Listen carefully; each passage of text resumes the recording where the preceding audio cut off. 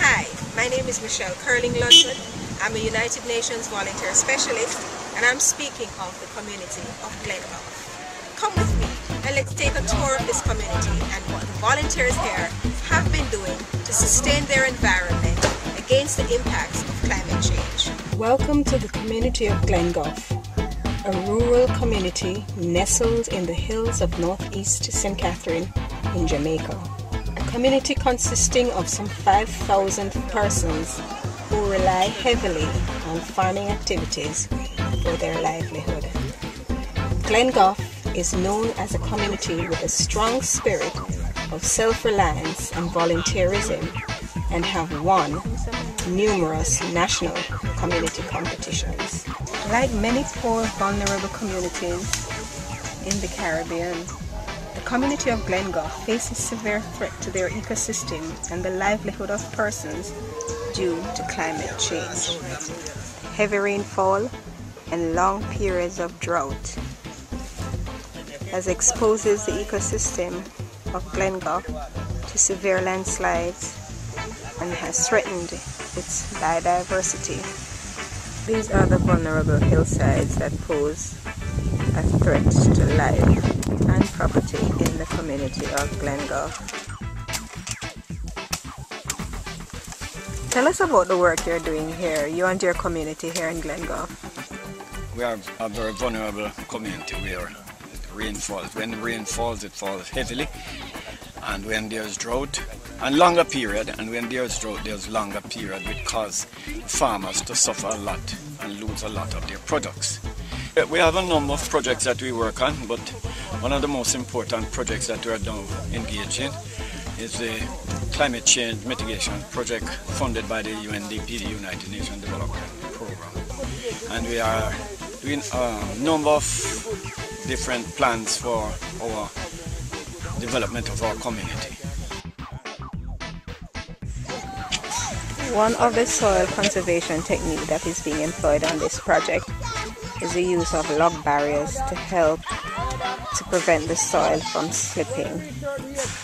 In addition to the log barrier being constructed, the use of growth stakes are also employed.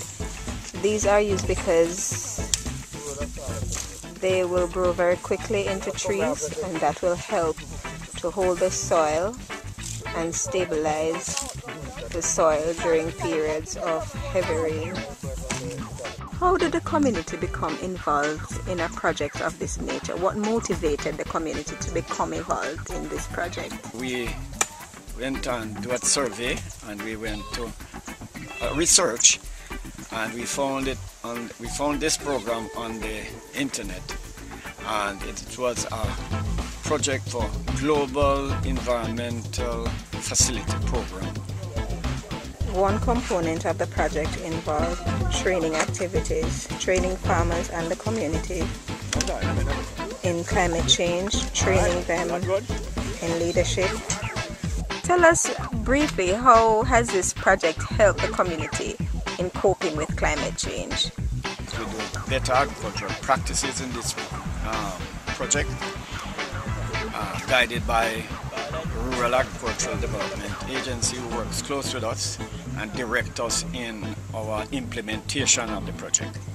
So as a result, we'll have less soil erosion, and when there's the drought, we make preparations for the drought so that we can use a drip irrigation system to help the farmers that they don't have lost their crops.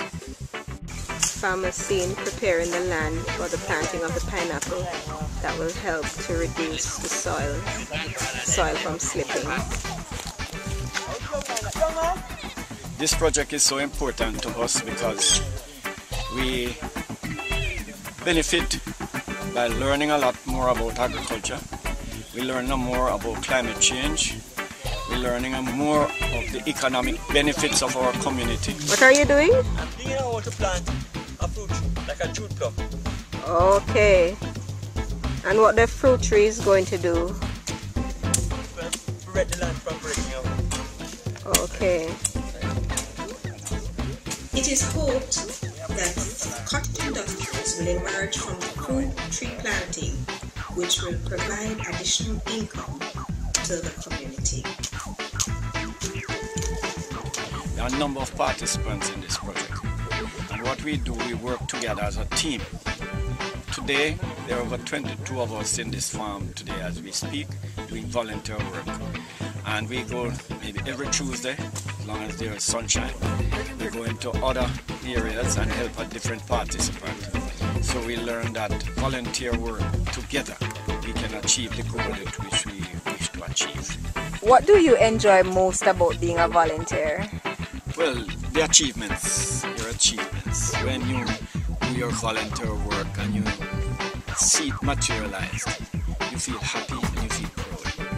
And one of the good things about our team here in our community is that on the farms when we go, all of us have this joyful togetherness and work together as a team.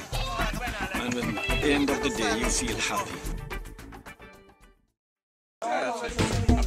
She's good enough.